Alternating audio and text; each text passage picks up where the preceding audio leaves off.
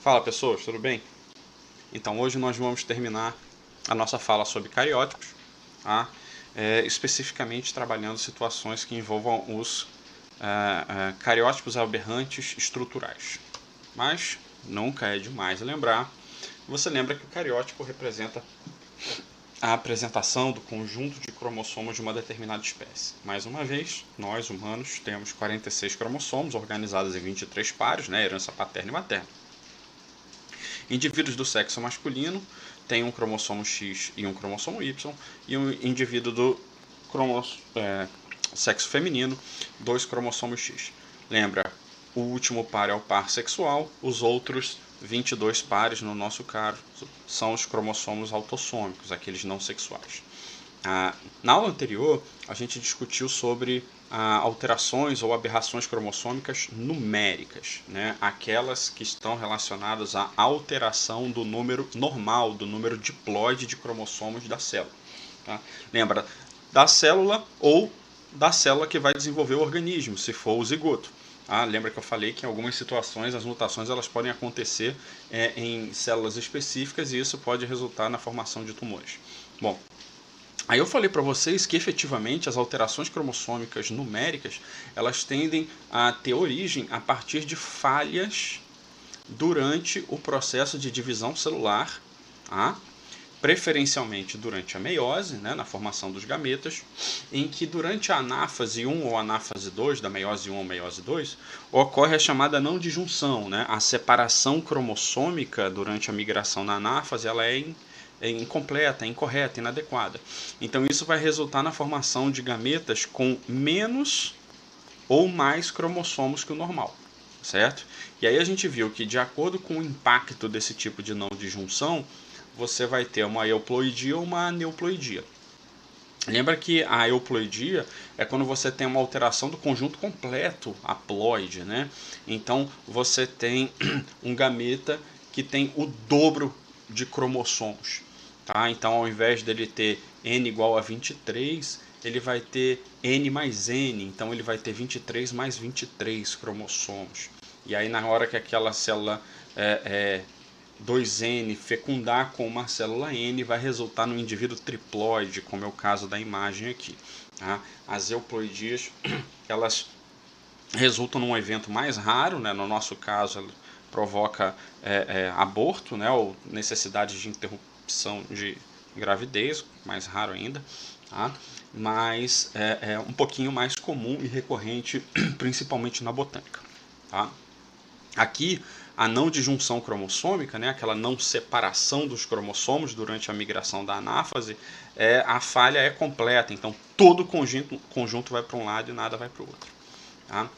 As alterações cromossômicas numéricas mais comuns são as aneuploidias, que são aquelas em que a falha na migração, na não disjunção, ela ocorre em um par. Às vezes, tudo bem, em 2 pares, mas em um par é mais fácil do que em 2 ou em todos, como é o caso das euploidias. E aí a gente viu que, em geral, a maioria deles são classificados em monossomias ou em trissomias.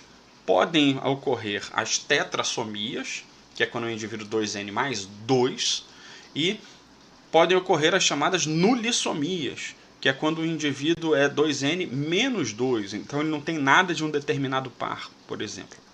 Tá? Então, uma das formas mais comuns, como está representada aqui, é o que a gente chama de síndrome de Down, que é a trissomia do cromossomo 21. Então, um gameta tinha 24 cromossomos, né, já veio com 2 cromossomos 21, e na hora que fecundou veio o terceiro cromossomo 21. Aí o indivíduo tem 47, sendo que são 3 cromossomos X. Ou 3 cromossomos, perdão, 21. Tá? Bom, o que a gente vai discutir hoje, água. O que a gente vai discutir hoje são as alterações cromossômicas estruturais. Tá? Então essas são mais difíceis de serem detectadas.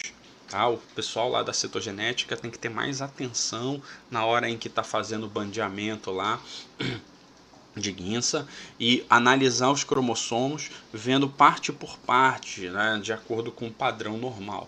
Tá?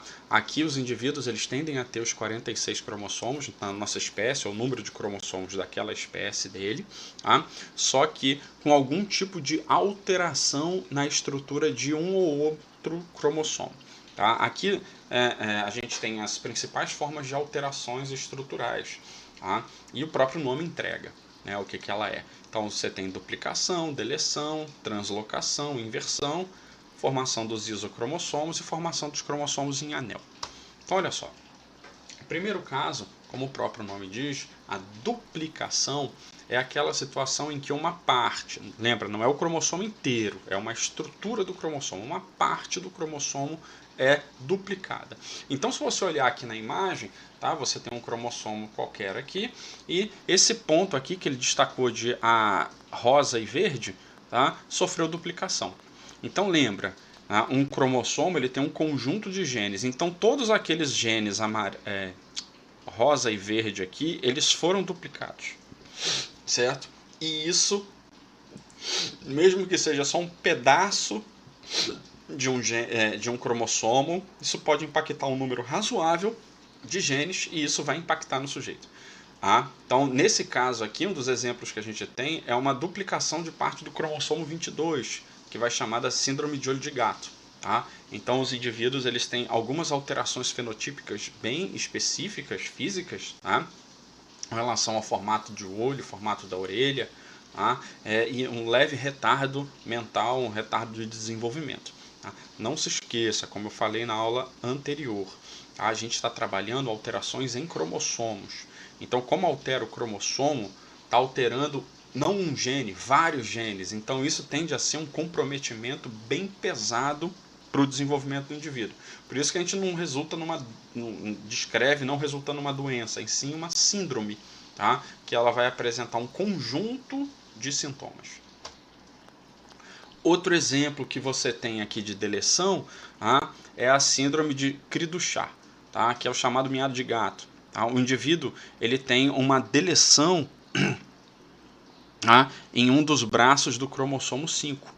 Tá? Em geral, essas pessoas, a característica mais marcante que ela tem é um mau desenvolvimento da laringe, certo? Na região da garganta. Então, isso faz com que ela tenha uma má formação facial. Tá? E chama de miado de gato porque, em geral, quando são crianças e tudo mais, bebezinho, né, que tem dificuldade para mamar por causa do formato da boca, essas crianças, elas na hora em que elas estão chorando, tem um choro muito reduzido, mas que lembra o miado de um gato. Tá? Então perceba, eu tenho aqui a estrutura normal, eu tenho uma perda aqui, ó, de parte do cromossomo, eu tenho uma deleção cromossômica aqui. Outra importante, essa é um pouquinho mais conhecida, é a chamada síndrome de Prader-Willi. Aqui você tem uma deleção, tá, entre a porção do braço Q, entre a banda 11 e a banda 13, certo? Então, se você olhar aqui, ó, aqui é a estrutura normal, aqui é a porção deletada, certo? Então, você tem uma perda estrutural e esses indivíduos eles tendem a ter um retardo de desenvolvimento inicial. As crianças têm dificuldade recém-nascidos, né? E conforme vai desenvolvendo, quando chega naquela idade em que a criança ela tem que sentar, que ela tem que começar a ficar em pé, aprender a engatinhar antes, né, e tal, ela tem todo um atraso nisso. O corpo tende a ser mais molezinho, né, mais frágil. E essas crianças elas tendem a ter um apetite muito mais voraz. Tá? Então a tendência é que ocorra obesidade mórbida nesses sujeitos com Prader-Willi. Tá? Então perceba, é só uma pequena perda cromossômica. Isso é o suficiente para gerar uma série de atrasos no desenvolvimento do indivíduo. Tá? O terceiro tipo de alteração estrutural que a gente tem é a chamada translocação. Como o próprio nome está dizendo, translocar é pegar uma parte de um cromossomo e passar para outro cromossomo, certo? Essas translocações elas podem ser de vários tipos, tá? Balanceada, não balanceada, a gente vai ver daqui a pouco, tá? Mas se você essas trocas elas têm que acontecer entre cromossomos não homólogos. Porque se eu trocar entre um cromossomo e o outro cromossomo, eu só vou estar trocando porções equivalentes, tá? Se os tamanhos forem os mesmos. Então aqui, ó, você tem um cromossomo 4, tá? E aqui você tem o cromossomo 20. Tá? Então o que ele está mostrando aqui? Ele está mostrando que eu tenho uma fragmentação do cromossomo 4 e uma fragmentação do cromossomo 20. O que era do 20 vai para o 4 e o que era do 4 vai para o 20. Tá? Aqui eu não tenho perda de material genético, tá? Mas se você pensar que essa célula aqui ela pode desenvolver um gameta, vamos supor, na hora em que esse gameta ele for liberado e ele pode vir a fecundar, na hora em que ele for fecundar, aquele sujeito que vai ser desenvolvido a partir da fecundação, ele vai ter menos informações aqui, ó, certo? Ele vai ter menos informações referente ao gene 4, tá? Ou gene 4, ao cromossomo 4 ou ao cromossomo 20, certo? Ou seja, o impacto ele tende a acontecer principalmente nas células gaméticas para impactar na próxima geração, tá? Então, aqui a gente tem um exemplo. Eu tenho o cromossomo A e o cromossomo B, certo? Então, se eu troco fragmentos, como no caso anterior, entre A e B, tá? Então eu tenho novos cromossomos, certo? Tá. Se esse evento ocorreu na formação de uma célula que vai desenvolver um gameta, tá? Na hora em que essa célula ela for fecundar, então a fecundação normal é a fecundação com o translocado. Então aqui está o normal, aqui o translocado. Então eu vou ter a transferência de material ou faltando cromossomo daquele par, faltando estrutura daquele par quando isso acontecer. E isso consequentemente vai impactar no desenvolvimento do embrião, ou seja, impacta a próxima geração, tá? Existe a chamada translocação por transposição, que é aquela situação em que não há troca recíproca, não vai de um para o outro, certo? Só vai de um para outro. É um caminho só de ida, não tem ida e volta. Então imagina que eu tenho de novo aqui o cromossomo 4, tá? Ocorre uma fragmentação, uma ruptura aqui na região do centro dele, tá? Aí dessa fragmentação eu transfiro parte do cromossomo 4 para o cromossomo 20. Assim, o cromossomo 4 ele fica deletado em parte, perde, né, parte da informação, enquanto que o cromossomo 20 ele ganha informação, certo? Então isso é uma transposição, o material sai de um para outro, tá? E aí, de novo, se essa célula com esses cromossomos alterados for fecundar, isso vai comprometer o embrião resultante, tá? E o último e uma das translocações mais conhecidas que tem é a chamada translocação robertsoniana. Tá? Ela vai acontecer preferencialmente em cromossomos acrocêntricos.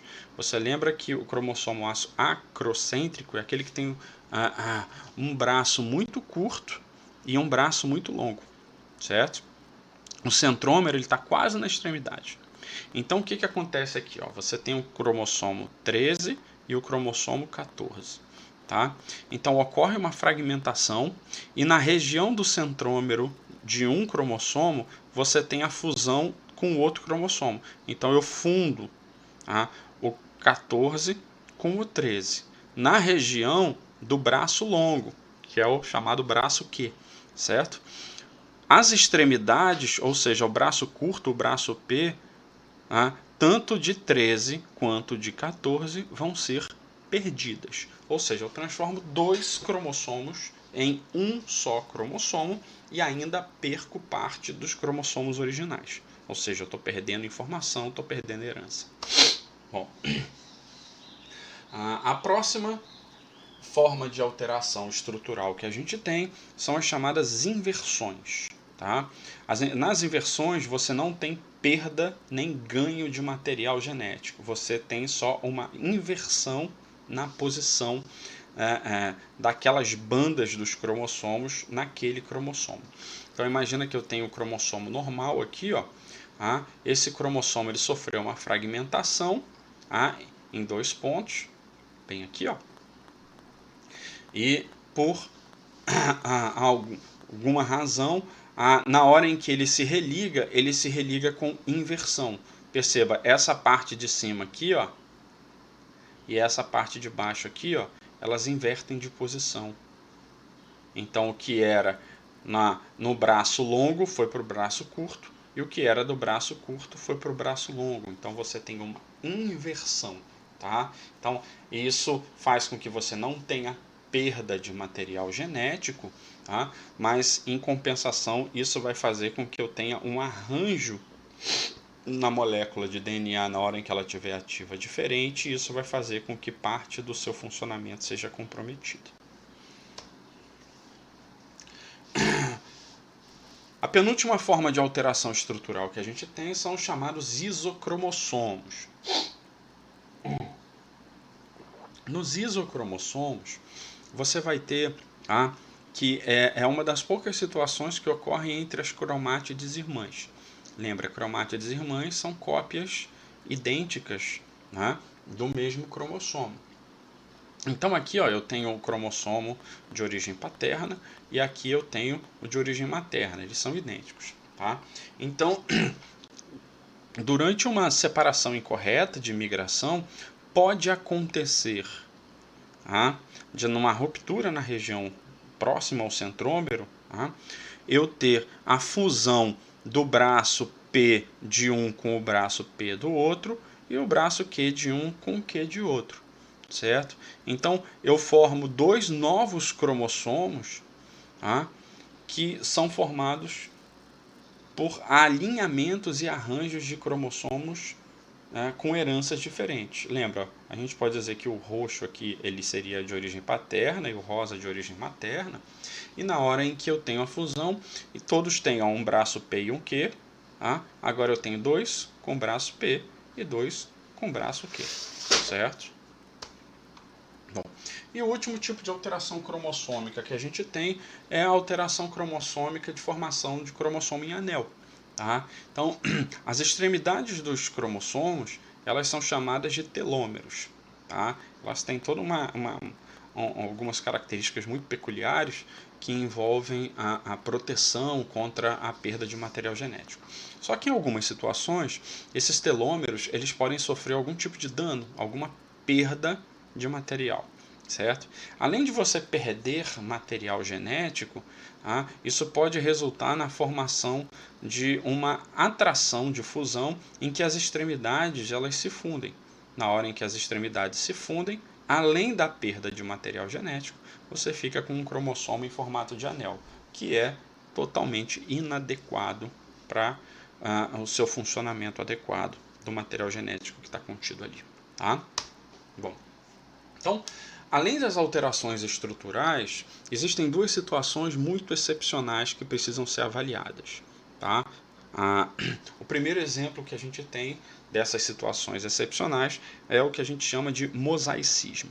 Tá? Então imagina o seguinte, você tem um ovócito secundário, ele fecunda um espermatozoide, isso vai resultar em um zigoto, esse zigoto vai se multiplicar, né, isso vai formar os blastômeros de desenvolvimento da célula embrionária e por aí vai indo. Tá? Lembra lá, zigoto, aí começa as clivagens, né, formação da mórula, blástula e por aí vai indo.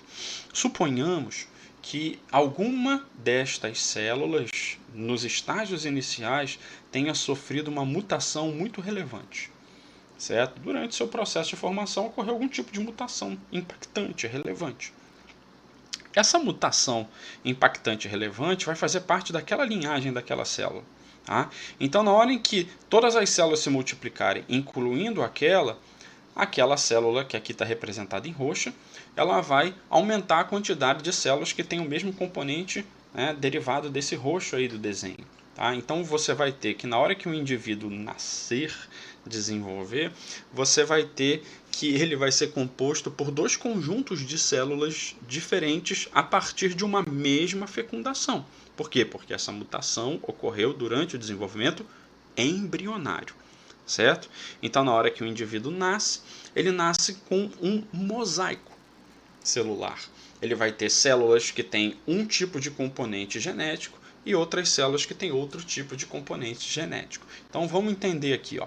Imagina que você tem um indivíduo aqui, ó, tá? Então eu tenho, ó, o espermatozoide fecunda o óvulo, o ovócito secundário gera o zigoto ele começa a desenvolver o embrião desenvolve, a criancinha nasce, beleza, tudo como geralmente o é. Agora vamos supor uma outra situação. Eu tenho já aqui, que ele chama de NF1, tá? Um espermatozoide com uma mutação desse tal gene NF1, tá? Que não é relevante para a gente discutir ele agora. Tá? Então o que acontece? Ele fecunda, vai gerar o zigoto, esse zigoto, todas as células dele vão ter essa mutação, e o indivíduo, na hora em que desenvolve um embrião e nasce, ele vai ter a presença dessa característica que é o neurofibroma, conforme a gente vê aqui, tá? Uma alteração relevante. Bom, então, normal, ou seja, a mutação veio do gameta. Agora imagina a situação do mosaico aqui, ó. Tem o espermatozoide normal, sadio, ó. Eu tenho um ovócito secundário, óvulo normal, sadio aqui e tudo mais. Gerou o zigoto desenvolve, forma um embrião, em alguma fase do desenvolvimento embrionário surge a mutação, essa mutação NF1, ou seja, já no estágio embrionário já avançado. Então todas as células que derivarem dali vão ter aquela herança, as outras vão ter a herança original.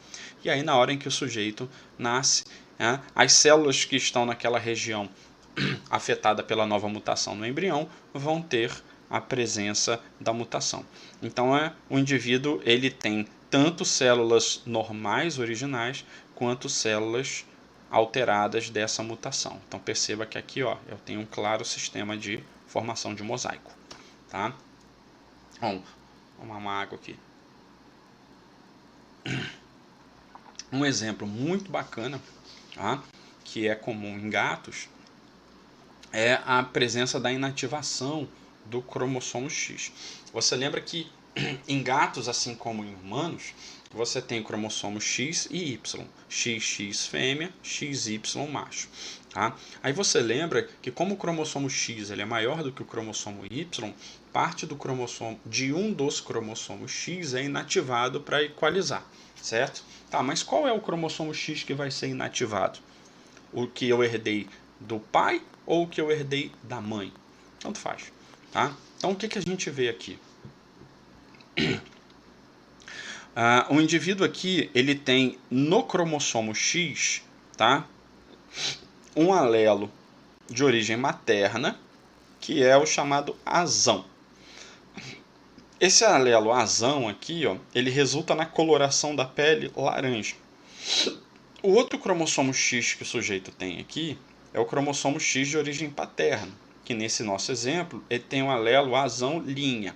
O alelo azão linha expressa a pigmentação preta, vamos chamar assim, tá? Bom, na hora em que o embrião desenvolve, ele vai ter que inativar um dos dois cromossomos X nas células que forem sendo geradas, certo? Se eu inativo as células, se eu inativo o cromossomo X de origem paterna, então eu vou inativar a geração do componente preto e vou permanecer com o laranja. Se as outras células eu inativar o cromossomo X de origem materna, eu vou inativar a parte do cromossomo X que gera a informação da cor laranja, então eu vou ficar com a cor preta, certo? E aí nesse sentido, ó, que é muito fácil de você observar, na hora em que você olha esse gato aqui, ele tem tanto pelos de cor preta quanto pelo de cor laranja. A cor laranja ela é resultante da inativação do cromossomo X de origem paterna preto, enquanto que o pelo preto ele é resultante da inativação do cromossomo X materno laranja, certo? E aí você tem, ó, uma representação de mosaico muito clara aqui. Tá? Essa visão da informação referente ao cromossomo X ele é mais fácil da gente entender, né? Não precisa trabalhar uma mutação, uma situação mais complexa. Tá? E aqui você tem, ó, uma imagem de um sujeito, tá? Que ele tem mosaicismo aqui, você nota que tem diferentes pigmentações na pele dele, algumas células têm uma coloração e outras células têm outra coloração. Então é resultado de alguma mutação no desenvolvimento embrionário. Tá? A gente não pode confundir o mosaicismo com o quimerismo, tá? O quimerismo da quimera, né? Da criatura mitológica grega. Então aqui é mais raro ainda, tá? Porque no quimerismo você vai ter uma situação em que dois embriões se fundem. Então imagina que eu tenho a primeira situação, eu tenho um espermatozoide A que fecunda o ovócito A e gera um zigoto A. Esse zigoto vai desenvolver, tá? Aí agora eu tenho o espermatozoide B que vai fecundar o ovócito secundário B, vai gerar o zigoto B. Um aqui está representado em amarelo, o outro está representado em azul. Tecnicamente você tem dois embriões com dois materiais genéticos diferentes, com origens diferentes, tá? Durante o desenvolvimento embrionário, por um evento que é pouco conhecido, um mecanismo de regulação, esses dois embriões eles se fundem formando um embrião só. Como eles se fundem formando um embrião só, você vai ter um sujeito com material genético de duas origens diferentes. É muito doido isso aqui, certo? Então aqui ó, você tem ó, um gato quimera, tá? Parece o Duas Caras lá do Batman, tá? Um periquito aqui, e você tem até humano, essa mulher é uma cantora, tá? Então você nota principalmente aqui ó, pela coloração da pele dela aqui, ó, tá? Então você tem um ponto de quimerização aqui, um ponto de quimera, tá bom? Então, basicamente, para a gente encerrar, no mosaico, no mosaicismo, você tem um material genético de origem, de um óvulo e um espermatozoide, certo? Em algum momento no desenvolvimento embrionário, lá no início, ocorre uma mutação que diferencia as células. E aí você vai ter indivíduo que vai ter dois tipos de células diferentes, apesar de uma origem só. O quimerismo ele é mais complexo. Você tem indivíduos formados de zigotos, né, de fecundações diferentes, o que tecnicamente resultariam na formação de gêmeos dizigóticos, mas que aqui ocorreu uma fusão. Na hora em que eles se fusionam, dois embriões vão resultar em um indivíduo, que vai ser uma quimera. Então ele tem dois materiais genéticos diferentes a partir de uma estrutura de um indivíduo só. E aqui estão os exemplos principais das alterações estruturais que a gente viu. Então aqui ó, eu tenho o cromossomo original e aqui eu tenho algumas das situações mais comuns. Então você tem a deleção. Então aqui ó, eu tenho a perda desse bloquinho aqui verde e amarelo. Então eu perco esse pedaço aqui do cromossomo e isso representa uma grande quantidade de genes, vamos supor. Isso vai impactar no desenvolvimento do sujeito. Da mesma forma, eu posso ter uma adição, certo? Então, ó, isso aqui é novo e difere do outro. Duplicação, um pedaço, ó, esse vermelho e verde, sendo duplicado. Então eu vou ter mais pedaço, mais informação. Inversão, quando eu tenho uma troca, olha, eu inverti aqui a posição entre o verde e o vermelho, o original é vermelho e verde, certo? E aqui no outro caso eu tenho uma translocação, certo? Aqui onde eu tenho um pedaço do cromossomo sai daqui e vem para cá, certo? Então perceba que todas essas situações elas geram modificações estruturais e o impacto vai ser mais relevante toda vez que aquela célula que sofreu algum tipo de alteração gerar um gameta e aquele gameta fecundar. Se o gameta fecunda, o zigoto resultante, né, que vai desenvolver o embrião feto e o indivíduo em si ao nascer, vai ter algum tipo de consequência em algumas situações mais complexas, em outras situações menos complexas, resultantes do processo de falha na preparação cromossômica, tá bom? Então, essa foi a nossa aula de hoje. Se cuidem, fiquem bem, nos vemos na próxima. Um abraço.